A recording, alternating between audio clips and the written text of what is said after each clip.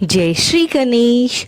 एक बार देवर्षि नारद के मन में आया कि भगवान के पास बहुत महल आदि है, एक आध हमको भी दे दे तो यहीं आराम से टिक जाए, नहीं तो इधर उधर घूमते रहना पड़ेगा। भगवान की द्वारिका में बहुत महल थे। नारद जी भगवान के पास गए और कहा, भगवान आपके बहुत महल है, एक हमको दे दो, हम आराम से रहेंगे। आपके यहाँ खाने पीने का इंतजाम भी अच्छा है। भगवान ने सोचा कि यह मेरा भक्त है, विरक्त सन्यासी है, अगर यह कहीं राजसी ठाट में रहने लगा तो थोड़े दिन में ही इसकी सारी विरक्ति भक्ति निकल जाएगी। हम अगर सीधा ना करेंगे तो यह बुरा मान जाएगा, लड़ाई झगड़ा करेगा कि इतने महल हैं और एक महल नहीं दे सकते। भगवान ने चतुराई से काम लिया। नारद जी से कहा, जाकर देख लो, जिस मकान में जगह खाली मिले वही तेरे नाम कर देंगे। नारद जी वहां चले गए। भगवान की तो 16,108 रानियां हैं और प्रत्येक के 11-11 बच्चे भी थे। यह द्वापर युग की बात है। सब जगह नारद जी घूम आए, लेकिन कहीं एक कमरा भी खाली न मिला, सब भरे हुए थे। आकर भगवान से कहा, वहां कोई जगह खाली नहीं है। भगवान ने कहा, फिर क्या करूं, होता तो तेरे को दे देता। नारद जी के मन में आया कि यह तो भगवान मेरे साथ धोखाधड़ी कर रहे हैं, नहीं तो कुछ न कुछ करेंगे, किसी को इधर उधर शिफ्ट कराकर खिसका कर एक कमरा तो दे ही सकते थे। इन्होंने मेरे साथ धोखा किया है तो अब मैं भी इन्हें मजा चखा कर रहूंगा। नारद जी रुक्मणी जी के पास गए। रुक्मणी जी ने नारद जी से अवगत और बड़ी प्रेम से उनका स्वागत किया। उन दिनों भगवान सत्यभामा जी के यहाँ रहते थे। एक आध दिन बीता तो नारद जी ने उनको दान की कथा सुनाई। सुनाने वाले स्वयं नारद जी थे। दान का महत्व सुनाने लगे कि जिस चीज का दान करोगे वही चीज आगे तुम्हारे को मिलती है। जब नारद जी ने देखा कि यह बात रुक्मणी जी को जम गई है तो उनसे पूछा, आपको सबसे ज्यादा प्यार किससे है? रुक्मणी जी ने कहा, यह भी कोई पूछने की बात है, भगवान हरि से ही मेरा सर्वप्रथम सर्वोपरि प्रेम है। कहने लगे, फिर आपकी यही इच्छा होगी कि अगले जन्म में वह आपको मिले? रुक्मणी जी बोली, इच्छा तो यही है। नारद जी ने कहा, इच्छा है तो फिर दान कर दो, नहीं तो नहीं मिलेंगे।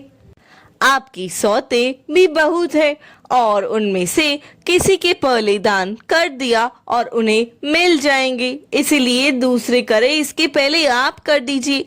रुक्मणी जी को बड़ा अचंभा हुआ और वह जन्म जन्म में भगवान को मिले, इसलिए उन्होंने दान कर दिया। रुक्मणी जी से नारद जी ने संकल्प करा लिया। अब क्या था, नारद जी का काम बन गया। वहां से सीधे सत्यभामा जी के महल में जा पहुंचे और भगवान से कहा, उठाओ कमंडलू और चलो मेरे साथ। भगवान ने कहा, कहाँ चलना है, बात क्या हुई? नारद जी ने कहा, बात कुछ नहीं है, आपको मैंने दान में ले लिया है, आपकी एक कटोरी भी नहीं है, तो मैं अब आपको बाबा बनाकर पेड़ के नीचे सुलाऊंगा। सारी बात कह सुनाई। भगवान ने कहा, रुक्मणी जी ने दान कर दिया है तो ठीक है, वह पटरानी है, उससे मिले तो आए। भगवान ने अपने सारे गहने गांठे रेशम के कपड़े सब खोलकर सत्यभामा जी को दे दिए और बलकल वस्त्र पहनकर भस्मी लगाकर कमंडलू लेकर वहां से चल दिए। उन्हें देखते ही रुक्मणी जी के होश उड़ गए। पूछा, हुआ क्या? भगवान ने कहा, पता नहीं, नारद कहता है कि आपने मुझे दान में दे दिया है। रुक्मणी जी ने कहा, लेकिन वे कपड़े गहने कहाँ गए? उत्तम केसर को छोड़कर यह भस्मी क्यों लगा ली? भगवान ने कहा, जब दान दे दिया तो अब मैं उसका क्या करूंगा, इसीलिए अब वे ठाट बाट नहीं चलेंगे, अब तो अपने भी बाबा जी होकर जा रहे हैं। रुक्मणी जी ने कहा, मैंने इसीलिए थोड़ी दिया था कि ये ले जाएं। भगवान ने कहा, और काहे के लिए दिया जाता है? इसीलिए दिया जाता है कि जिसको दो वह ले जाए। अब रुक्मणी जी को होश आया कि यह तो गड़बड़ मामला हो गया।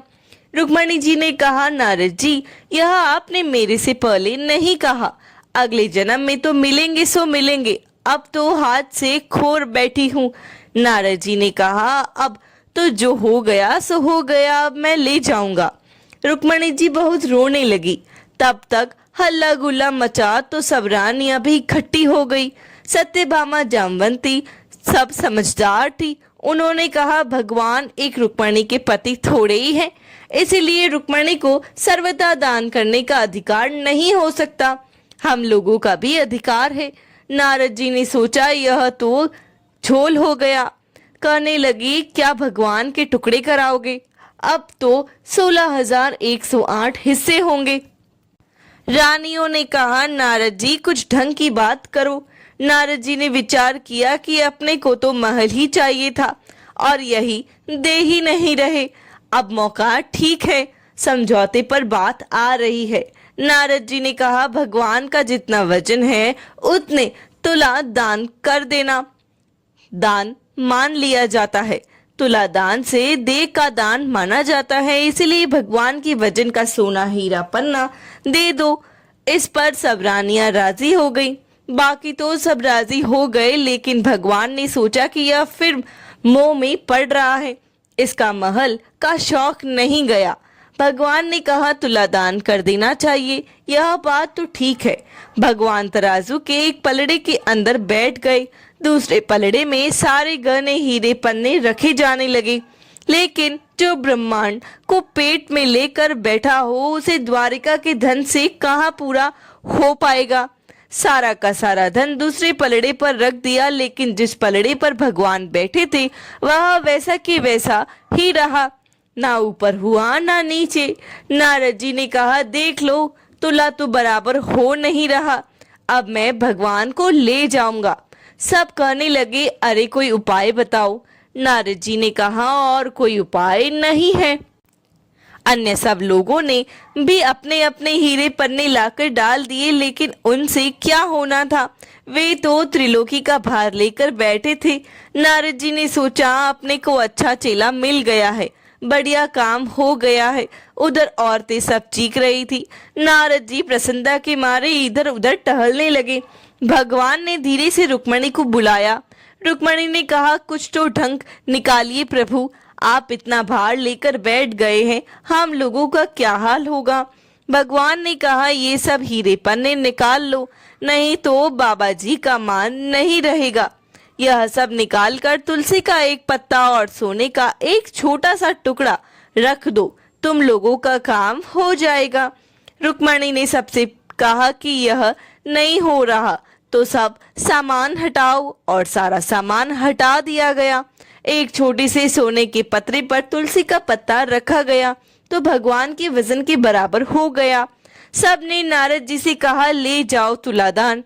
नारद जी खूब हिला डुलाकर देखे कि कोई डंडी तो नहीं मार रहा है। नारद जी ने कहा, इन्होंने फिर धोखा दिया, फिर जहाँ की तहाँ यह लेकर क्या करूँगा? उन्होंने कहा, भगवान, यह आप अच्छा नहीं कर रहे, केवल घरवालियों की बात सुनते हैं, मेरी तरफ तो देखो। भगवान ने कहा, तेरी तरफ क्या देखूं? तू सारे संसार के स्वरूप को समझकर फिर मोह के रास्ते पर जाना चाहता है, तो तेरी क्या बात सुनूं? तब नारद जी ने समझ लिया कि भगवान जो किया ठीक किया। नारद जी ने कहा, एक बात मेरी मान लो, आपने मेरे को तरह तरह के नाच अनादि काल से नचाए और मैंने तरह तरह के खेल आपको दिखाए, कभी मनुष्य, कभी गाय इत्यादि पशु, कभी इंद्र वरुण आदि। संसार में कोई ऐसा स्वरूप नहीं जो चौरसी के चक्कर में किसी न किसी समय में हर प्राणी ने कहीं भोग लिया हो। अनादिकाल से यह चक्कर चल रहा है, सब तरह से आपको खेल दिखाया, आप मेरे को ले जाते रहे और मैं खेल करता रहा। अगर आपको मेरा कोई खेल पसंद आ गया हो तो आप राजा की जगह पर हैं और मैं ब्राह्मण हूँ, तो मेरे को कुछ इनाम देना चाहिए। वह इनाम यही चाहता हूँ कि मेरे शौक मोह की भावना निवृत्त होकर मैं आपके परम धाम में पहुँच जाऊँ। और यदि कहो कि तूने जीतने खेल किए सब बेकार हैं, तो भी आप राजा हैं। जब कोई बार बार खराब खेल करता है तो राजा हुक्म देता है कि इसे निकाल दो। इसी प्रकार यदि मेरा खेल आपको पसंद नहीं आया हो और फिर आप कहो कि इसको कभी संसार की नित्यशाला में नहीं लाना है, तो भी मेरी मुक्ति है। भगवान बड़ी प्रसन्न होकर तराजू से उठे और नारद जी को गले से लगाया और कहा, तेरी मुक्ति तो निश्चित है नारद। ओम नमो भगवते वासुदेवाय।